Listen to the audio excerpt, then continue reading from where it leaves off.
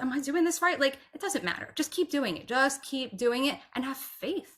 Yeah. Have faith in yourself and your energy and your power, because you are so much more powerful than you have any idea. Like, you just don't know.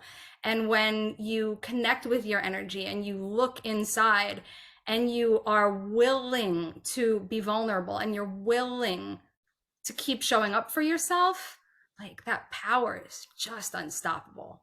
It's just unstoppable. You really can change your life. And I just, one more thing, I'm sorry, I know I'm ranting now, but like, if you have something in your head or your heart that you want, it's there for a reason. The universe, God, source, spirit would not have put that desire in your heart if it wasn't something you could achieve. I can't be an astronaut, but you know what? I've also never had an interest in being an astronaut. So there's a reason for that. I love being an entrepreneur and a coach and helping other women and a few men. You know, I love doing that. There's a reason for that, you know. It's interesting because we were both in that space, and I have had that seed of thought for as long as I can remember. And one, I think, takeaway for both of us, I don't know if this happened to you, but I wasn't listening to it for the longest time. This Institute of Heart Math, where they had researched ways to work with the heart to bring the heart into a state of coherence. And this is where you touch the magic of your heart and soul. It's really amazing. So they have, this is like a think tank of people with all different backgrounds and a lot of really amazing backgrounds in meditation, like transcendental meditation. And they came together and to find ways, how can we take people into their heart? I think that was the question that they solved, because that is what they solved. And what they do is they teach a process that takes you into coherence.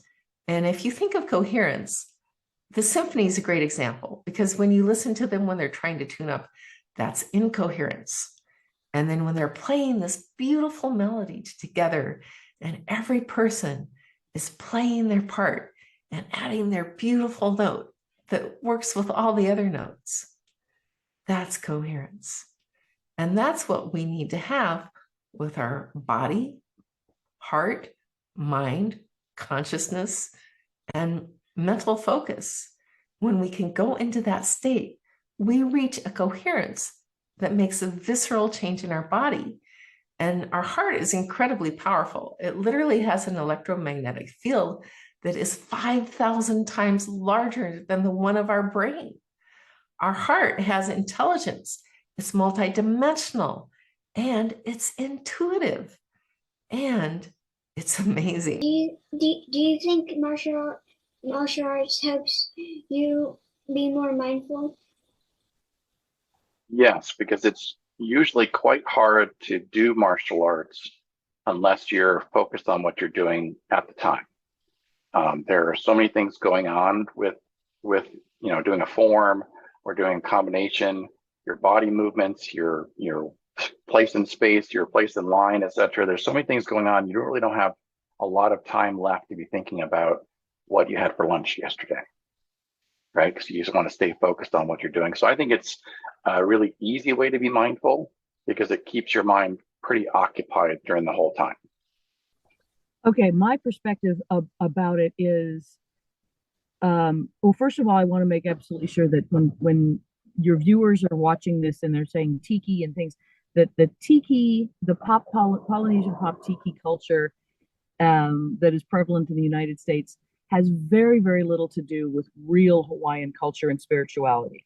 So when we use the phrase aloha spirit and things like that in sincerity in the pop tiki culture out here on the mainland, that it's meant with love. It truly is. And the aloha spirit is when we use that, it really does mean sharing and seeing our friends and being there for them and sharing our creativity and our love, and that's really what it's about. And it does make you, when you do say that you're here and there's the aloha spirit and you want to share it with your friends, it is a sense of mindfulness, because it does make you pause and really think about what you're doing, and think about what you're seeing, and think about what energy in yourself that you want to put out to others, so that they get that vibration of happiness from you, and peace and love. We're pure energy. Yeah. Einstein was doing so much work on this toward the end of his life, and proving that we were, and proving that all living creatures are. I mean, my goodness, we just recently discovered that trees talk to each other. Isn't that amazing? Yeah. I mean, who would have thought? I mean, yes, the trees are alive, they're living plants, but they talk to each other. They do, yeah. And I mean, we just recently found that out. We didn't know that 20 years ago. Yeah. And it's amazing stuff that we're finding out, that we're all connected, that we're all communicating in one form or another, whether we can hear it here or we hear it here, we hear it here. We are connecting. We're connecting, yeah. Yeah. Like, you remember the Care Bears? Yeah. That they really had it going on. They were like, and they would just like beam out their heart space, or their like Care Bear energy. And that's how I imagine it too. Like when I hug somebody, I literally imagine my heart energy going into their body, right? And people can feel it. We can feel it. We can feel hearts that are closed, and we can feel hearts that are open. And it's such a powerful thing. And when our mind is in alignment with that, because our mind puts out the frequency, and like you said, the heart puts out the vibration, the magnetic piece of it, right? So the law of attraction and all of that, people say, oh, that's not true, that doesn't work. It does work, and it is working all the time and always, right? In how we are feeling. So it's just, what are we in alignment with that we want to experience, right? And that's choice. It always comes down to choice. We get to choose our experience. And then how to make it a business.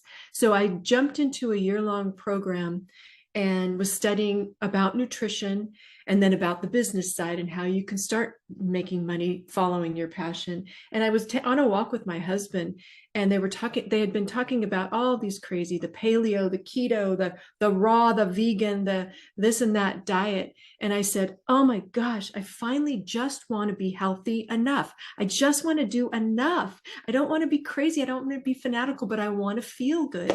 And we both stopped, like, that's my business name, Be Healthy Enough. Because I was going down avenues of the engineer connection and all of this, and it just wasn't resonating. So that resonated with me, and I just took off. I started personal training in my neighborhood in 2014. I had my first client, and then I started some group classes in my garage, and then in some other app places I would do group classes. And then I started filming videos for my personal training clients. One-on-one time with a personal trainer can be a lot more expensive than going to a group class or signing up for an online program. So I started the things that you mentioned, breath work and meditation. Breath work is a form of meditation. For people, there are some people that will come to me and go, I can't sit still. My mind wanders a lot, as if it's a bad thing. It's like mind wanders, that's stress leaving your body. There's nothing wrong with that. It should wander. Just bring it back to just train your brain to bring your awareness back to your breath, or whatever different kind of meditation you do. I have been trained in meditation, like different modalities. Like I did a Vipassana retreat, and I have been like one of those that did all kinds of different things.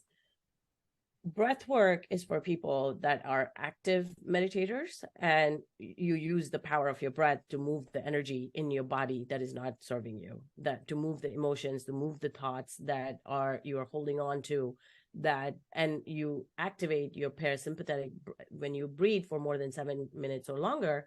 So there are two different kinds of breath work that I use. We use a whole bunch of different patterns, but there is an integrative breath work practice, which is 7 minutes or less, or 20-minute session.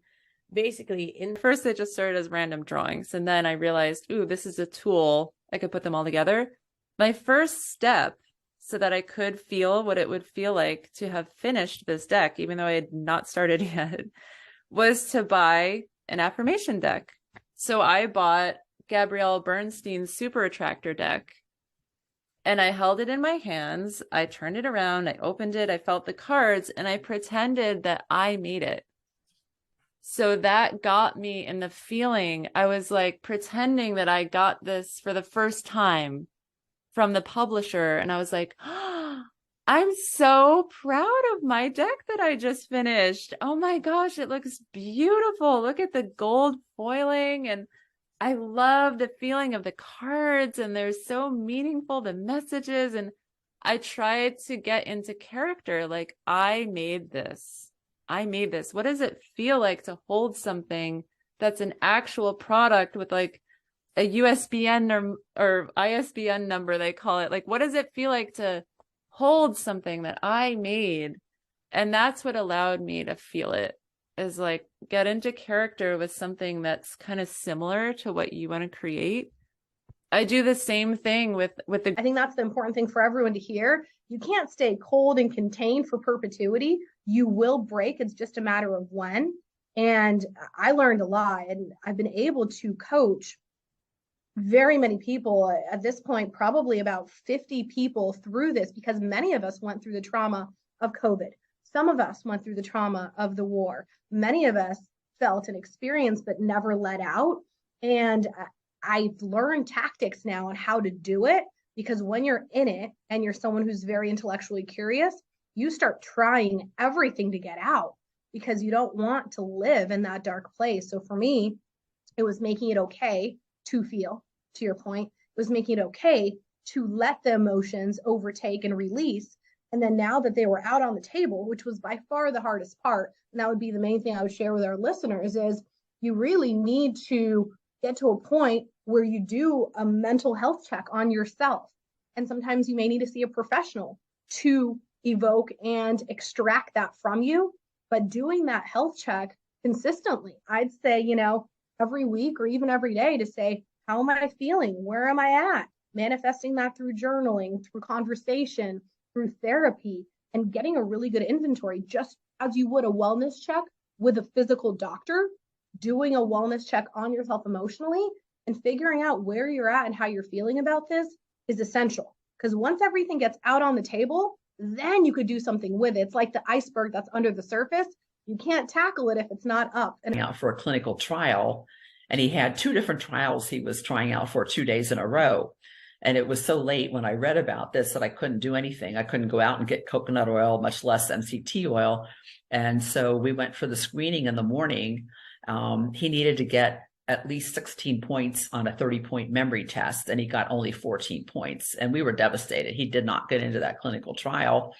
The doctor had him draw a clock, and what he drew was no big circle, a few little random circles and a few numbers just kind of scattered on the page. And she told me he was on the verge of severe Alzheimer's. And, that was pretty devastating, but I kind of knew it already.